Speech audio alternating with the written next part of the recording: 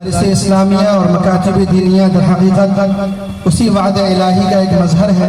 انہیں کے ذریعے انشاءاللہ قیامت تک دین اسلام اپنی تمام خوبیوں اور امتیازی شان کے ساتھ باقی رہے گا. یہ علماء دین جو ان مدارس سے نکل کر امت کی اصلاح اور اس کے شاعر کی بقا کے لیے کوشاں ہیں، اسی دین متین کے پاسبان اور محافظ ہیں. ہندوستان کی گزشتہ 100 سالہ تاریخ شاہد ہے کہ جب انگریزوں نے یہاں قدم رکھا اور مسلم حکومت کو تاراج کرنے کی سازش شروع کی اور مسلم عوام کو اپنی ثقافت و تہذیب کے اثرات سے متاثر کرنے کی فکریں کی، اسی وقت سے علماء حق نے مدارس اسلامیہ کے ذریعے مسلم عوام کو انگریزوں کی چالوں سے باخبر کرتے ہوئے اپنے دین و مذہب اور عقیدہ و ایمان پر باقی رکھنے کی ہر ممکن کوشش کی. اسی سلسلے کی ایک کڑی مدرسہ محمدیہ رحمانیہ چرمہ منگیر ہے، جو قطب عالم حضرت مولانا محمد علی منگیر رحمۃ اللہ علیہ کی یادگار میں اکتوبر 2017 میں ایک غیر مستقل عمارت یعنی ایم جبلو گرلز ہائی اسکول میں بڑی بے سر و سامانی کے عالم میں شروع کیا گیا ہے، جہاں ہم اور آپ ابھی تشریف فرما ہیں.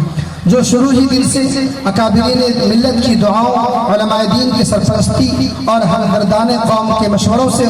اور معاونین کی مخلصانہ کاوشوں سے مسلسل اپنے مقصد کے حصول اور اپنے مشن کو بروئے کار لانے کے لیے سرگرم عمل ہے. حضرات، ادارہ نے اپنے قیام کے آغاز ہی سے حفظ و ناظر قرآن کے ساتھ ساتھ دینیات کورس کی تعلیم اور عصری تعلیم کا بھی منظم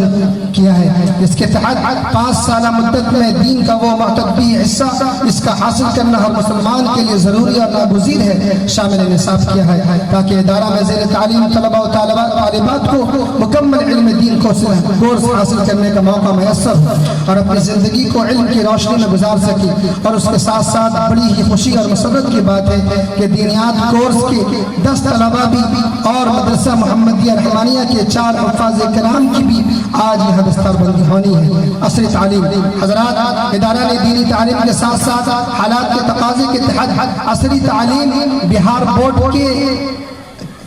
بورڈ سے درجہ 8 تک اور کمپیوٹر کی بنیادی تعلیم کا بھی انتظام کیا گیا. الحمدللہ ان تمام ضروریات کے لیے ادارہ کا سالانہ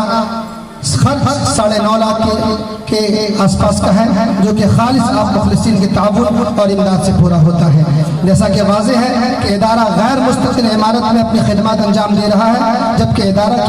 کے لیے مستقل عمارت کی سخت ضرورت ہے. الحمدللہ ایک زمین کا انتظام ہو گیا ہے اور حضرت امیر شریعت دامت برکاتہم العالیہ کے دست مبارک سے ابھی چند لمحے ہی پہلے بنیاد رکھا گیا ہے. الحمدللہ حضرات، آپ حضرات سے دعا ہے کہ اللہ تعالیٰ آپ کے یہاں آنے کو قبول فرمائے، اور آپ حضرات دعا کریں کہ اللہ تعالیٰ حضرت امیر شریعت کا سایہ ہم لوگوں پر تا دیر اور تا قیامت ہمارے سروں پر رہے. آمین. وآخر دعوانا الحمدللہ.